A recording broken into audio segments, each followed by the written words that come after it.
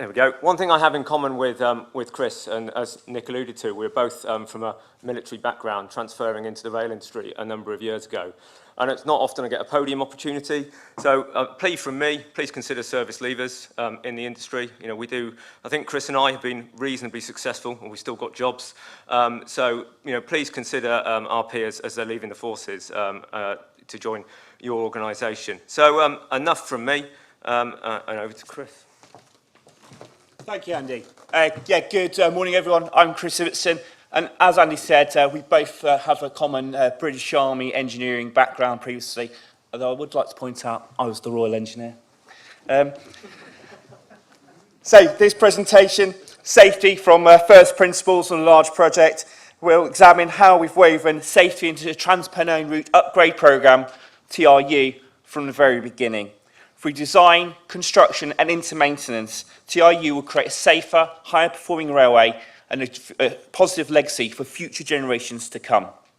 So, during this presentation, we're going to look at what is the Trans-Pennine Route Upgrade, TRU, health and safety wellbeing principles, embedding safety into TRU, and innovation that's been driven largely by our safety mantra.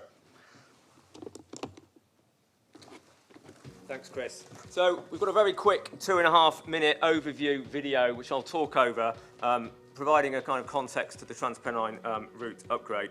Many of you are aware that the TRU programme will be delivering a number of enhancements between Manchester, Victoria, through Leeds and on to York. We'll be delivering capacity, performance, journey time, but also safety improvements. And one of the key mantras, as has been discussed earlier, is that the TRU programme has always intended to leave a safety legacy, and a legacy that the railway that we leave behind is one that the route operations and maintenance teams want to own. The video is largely accurate, although some key decisions are still being made around the programme's final scope.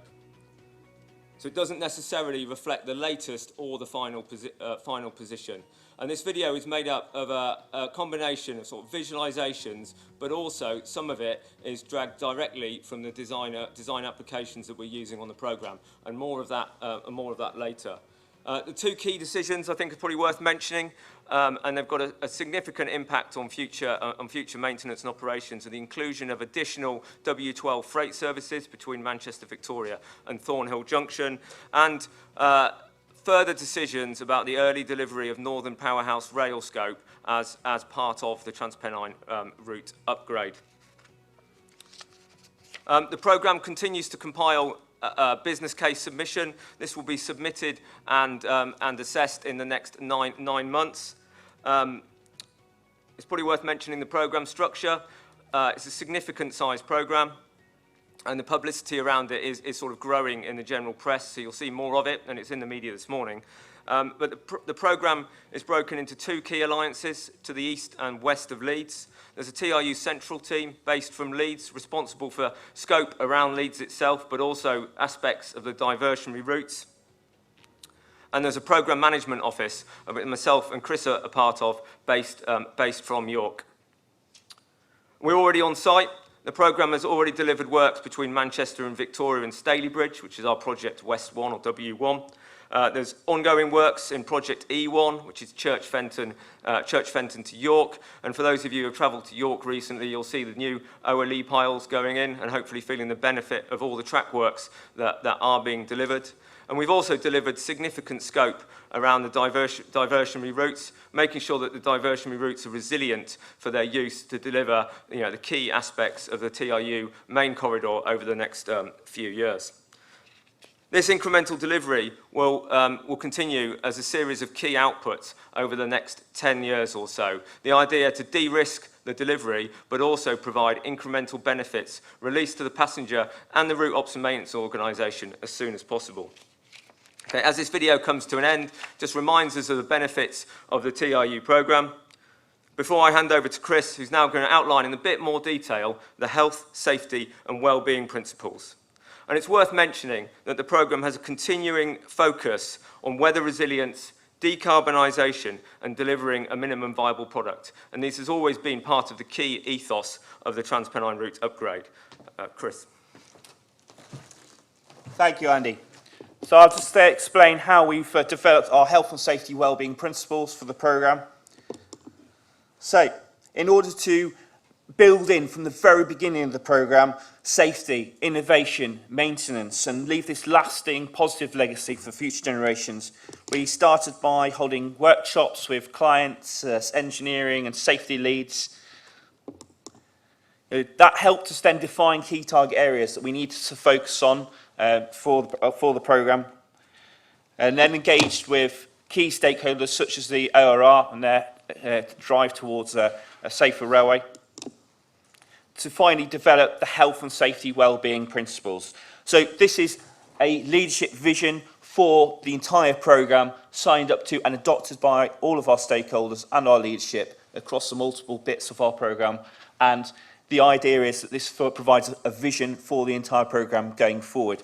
And if I explain a little bit more, what we focused on here is we've been able to use the key fundamentals to, guided by the hierarchy of control, and in this case, access to asset is one example.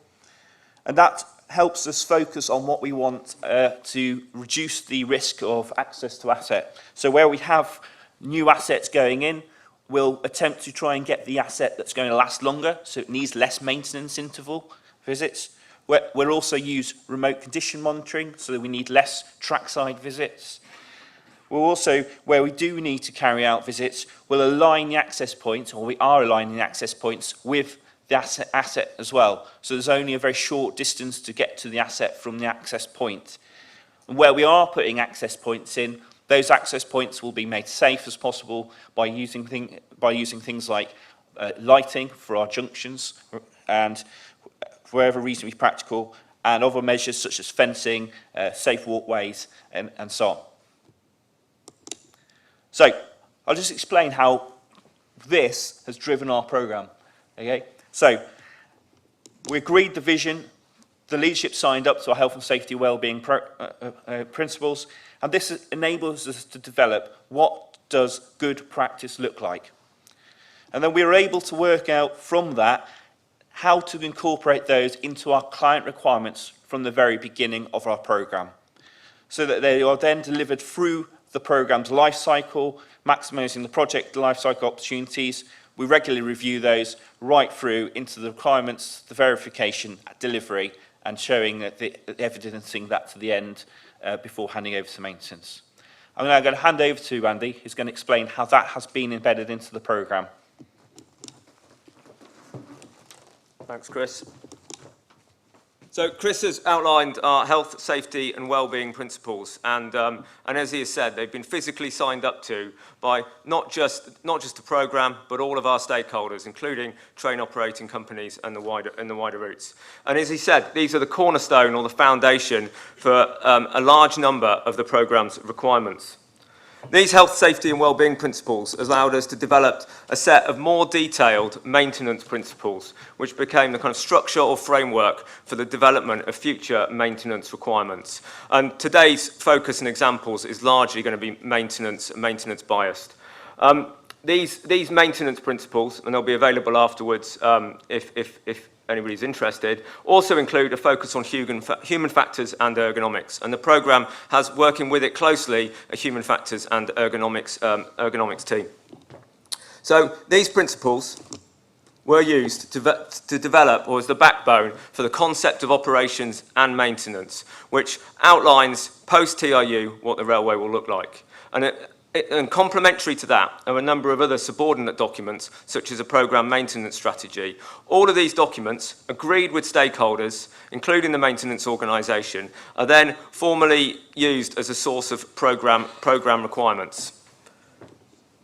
Requirements is one thing we're not short of on the TRU programme. This gives an idea of the structure of requirements, of the requirements documents, all of which have safety woven through them as a key theme. So just because I think it is useful, and this shows how we've made sure that the programme delivers to our principles, which I think is the challenging bit. On the left of the screen, in green, you can see the enterprise requirements. These are requirements allocated to our industry partners, such as train operating companies. Make sure you've conducted the relevant readiness activity to support the delivery of the later key outputs. In the centre of the screen, in various colours, you will see the infrastructure requirements, ICRDs at the highest level. All of these include reference to safety and how it will be measured for each of the infrastructure projects. On the right of screen, you can see the transverse requirements, which are effectively preferential engineering requirements agreed with both routes, applying to all of the physical projects, and again, all of which include an appropriate focus on safety. And there's a specific set of transverse requirements agreed with the route maintenance organisation. So it's a couple of examples in a bit more detail. So Project W1, Manchester Victoria to York. Highest level requirement, W1 shall comply with ORR principles for health and safety on the railway. And the challenge isn't about developing and allocating the requirements. It's about making sure that the projects have delivered and delivered in a standardised way. So there's acceptance criteria for every single requirement that evolves or develops in detail as the programme travels through grip or pace as it matures. And that doesn't just apply for the ICRD requirements, that also applies to the maintenance requirements. And Chris mentioned junction lighting. We've got an arrangement or an agreed approach with the routes that every single project, as it goes through stage gate, requires head of infrastructure and head of operations sign off, and they look to see evidence that the engagement and workshop activity has been delivered, and that, as an example, junction lighting has been included in the design where agreed with the route. And again, this forces or ensures that the requirements are acted on and included, and I think it's been key to our success to date. And obviously, some of these items can be viewed as additional scope, but to date, we haven't had any of these sort of benefits to route ops and maintenance value engineered out, so they remain as part of the programme scope. So I think I covered everything I wanted to on requirements, and I'm now going to hand over to Chris, who's going to start us off with a couple of examples on innovation on the TIE corridor. Thank you, Andy. Okay, so that's the theory.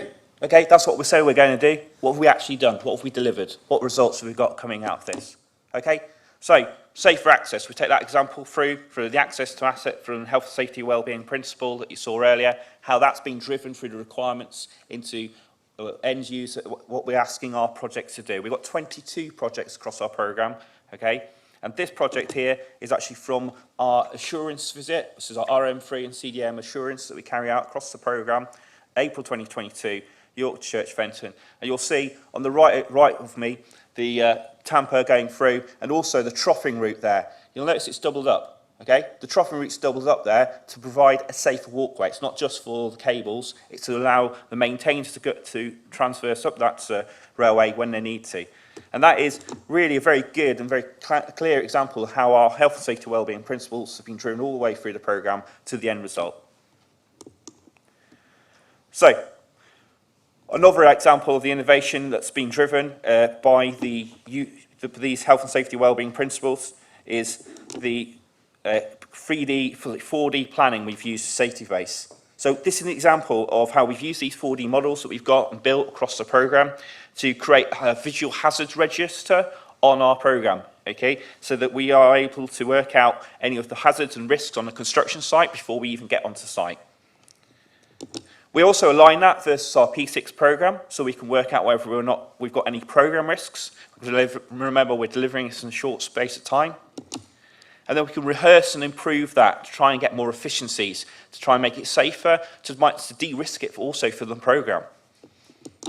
And then successful safe delivery is the outcome. This is a real-life example from our project W1, Manchester to Staley Bridge, of the August blockade last year. This is the Queen's Road Bridge, and this is a photo I took myself. Okay, and the result here is successful, safe delivery, on time, on budget, no incidents, and that's what we're here to do.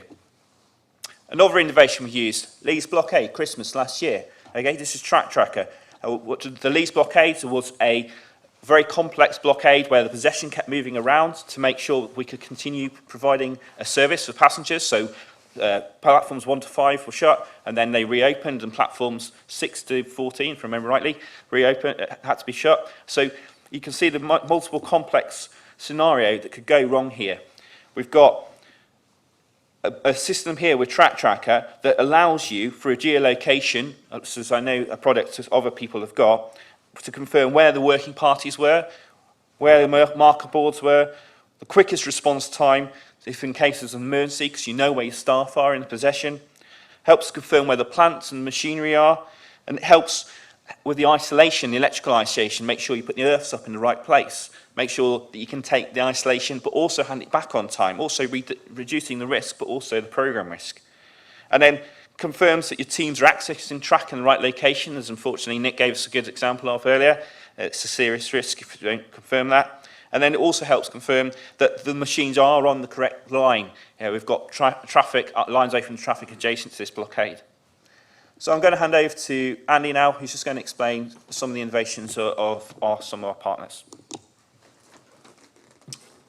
Thanks, Chris. So with only 2 minutes left and conscious that there's some subject matter experts on some of this technology speaking later, I just thought it was worth mentioning that the TRU programme is part of a joint enterprise with TransPennine Express, both Network Rail routes, and Northern Rail. And you can see some photos of some of the Northern Rail opportunities that they're investigating around in-service vehicle monitoring. And with the constraints on future maintenance, we believe as a programme and as a route that the importance of some of these opportunities to increase safety, but also deliver maintenance through, for emerging technology will be critical to longer term success and greater utilisation of the rail corridor. And finally, we've made use of a standardised approach for design, and there's a programme team, the programme's asset management and data team, responsible for leading on the development of a digital twin through use of the Bentley iModel application. The intention is that we not only standardise how we deliver design, we support a consistent approach for option selection and systems engineering. We improve consistency in how engineering assurance is delivered, and we provide an accurate version of data for both completions and kind of volumetric tracking, but also handback and future maintenance. And that is something that the programme is well invested in. And on screen there you can see Zhao, who's part of the team, featuring I think last month's Rail Director magazine. So I think we've probably got 1 minute left, and I believe questions are saved for the late. Yeah. But if you do want to know any more about the TRU upgrade, either get hold of me by email or there's a website which has been recently released. So I think that's everything we have. Yep. Thank you very much for listening.